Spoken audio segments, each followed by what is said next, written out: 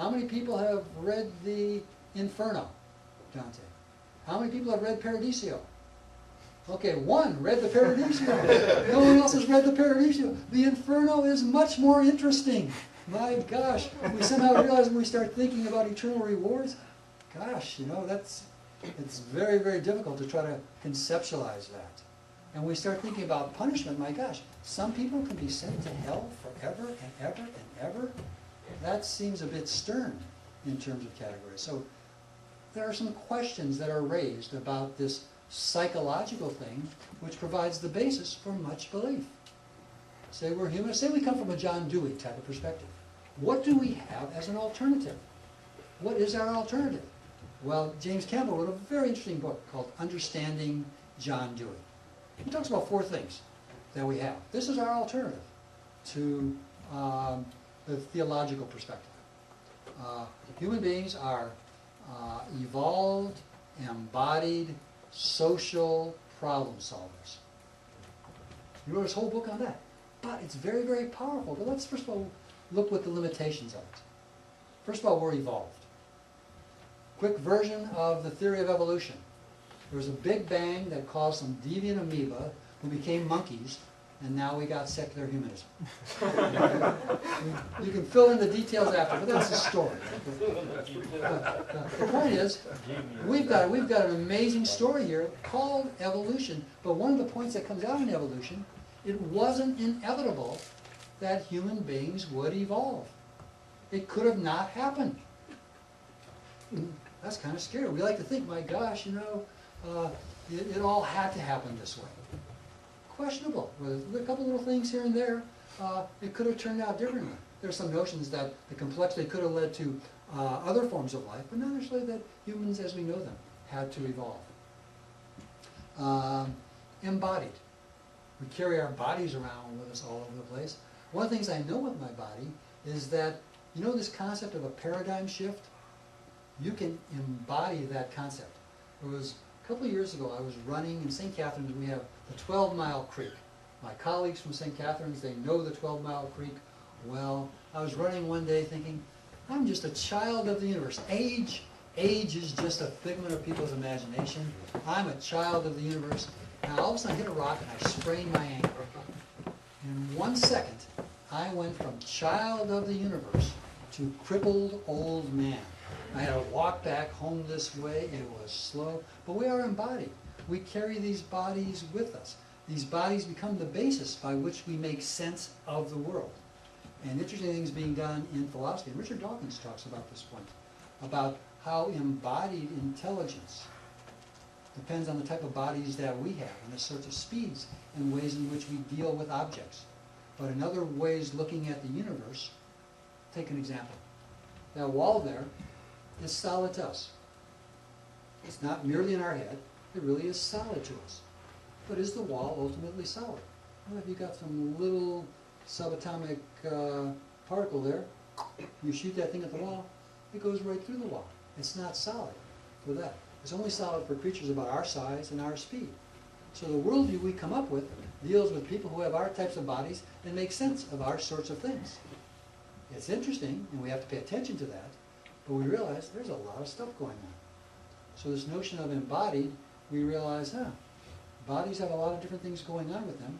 They are literally our eyes to the world, but they also are some limitations they put on us. Evolved, embodied, social. Social. Isn't it a beautiful social world? We look at maps of the world. Everything is flowing together beautifully in the world, right? No. There are tensions, there are hostilities. There have been hostilities for a while.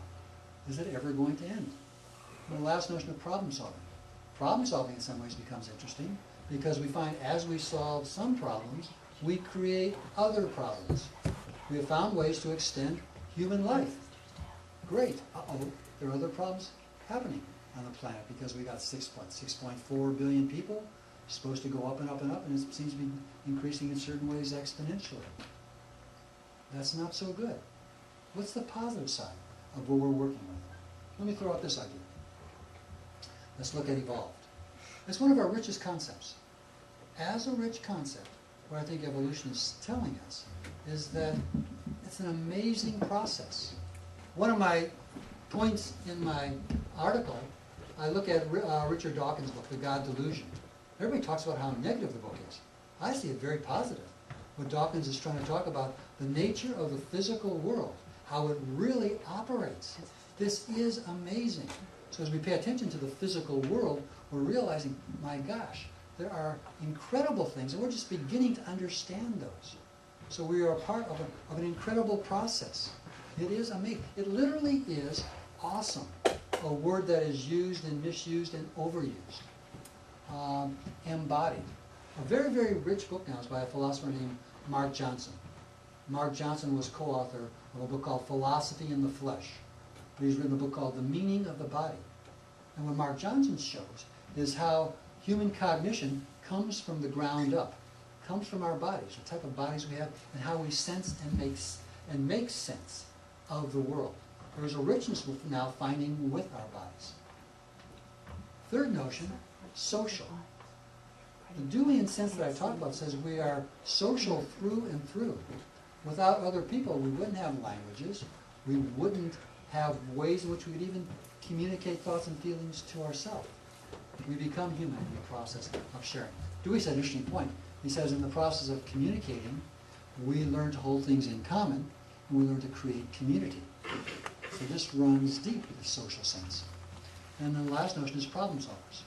I think as problem solvers, although new problems come, we find that through the process of, my gosh, free inquiry, the world gets open to us. I think Dawkins makes a very interesting point.